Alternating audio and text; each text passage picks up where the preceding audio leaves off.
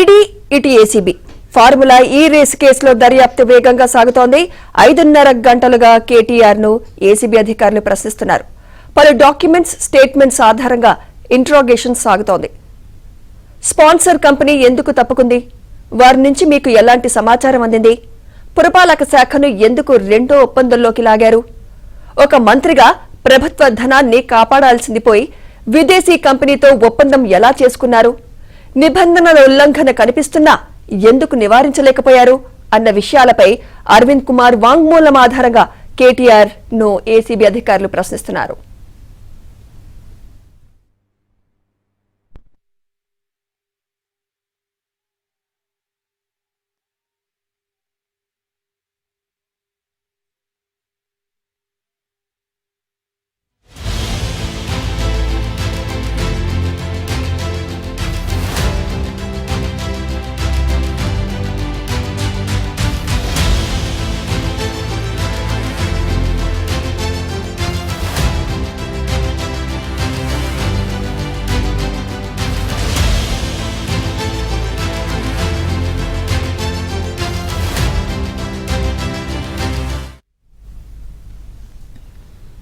అటు ఐఏఎస్ అరవింద్ కుమార్ ను ఈడీ అధికారులు ప్రశ్నిస్తున్నారు.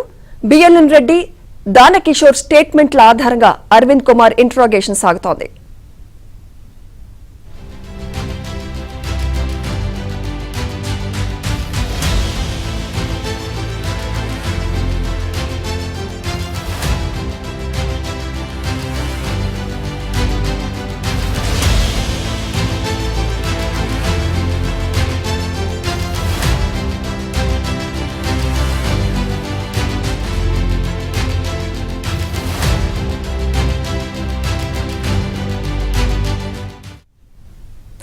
అటు ఈడీ ఇటు ఏసీబీ ఫార్ములా ఈ రేసు కేసులో దర్యాప్తు వేగంగా సాగుతోంది.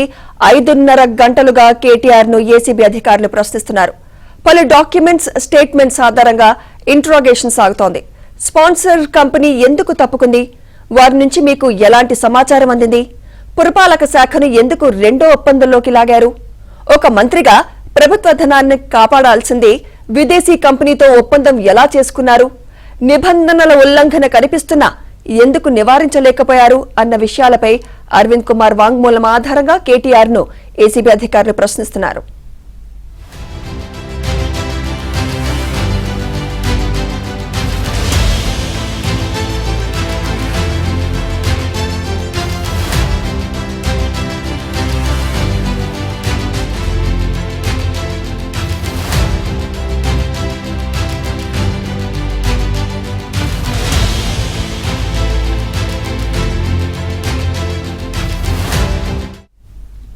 అటు ఐఏఎస్ అరవింద్ కుమార్ ను ఈడీ అధికారులు ప్రశ్నిస్తున్నారు.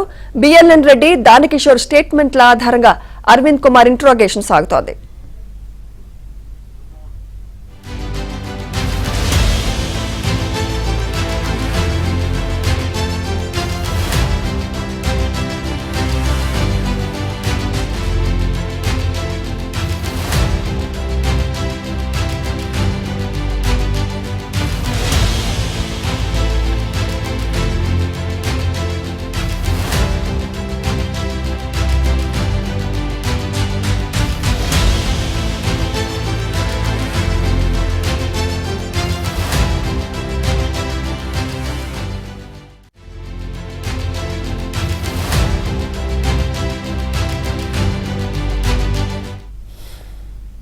అటు ఈడీ ఇటు ఏసీబీ ఫార్ములా ఈ రేసు కేసులో దర్యాప్తు వేగంగా సాగుతోంది. 5.5 గంటలుగా కేటీఆర్ ను ఏసీబీ అధికారులు ప్రశ్నిస్తున్నారు. పలు డాక్యుమెంట్స్, స్టేట్మెంట్స్ ఆధారంగా ఇంట్రాగేషన్ సాగుతోంది. స్పాన్సర్ కంపెనీ ఎందుకు తప్పుకుంది? వారి నుంచి మీకు ఎలాంటి సమాచారం అందింది? పురపాలక శాఖను ఎందుకు రెండో ఒప్పందంలోకి లాగారు? ఒక మంత్రిగా ప్రభుత్వ ధనాన్ని కాపాడాల్సింది పోయి విదేశీ కంపెనీతో ఒప్పందం ఎలా చేసుకున్నారు?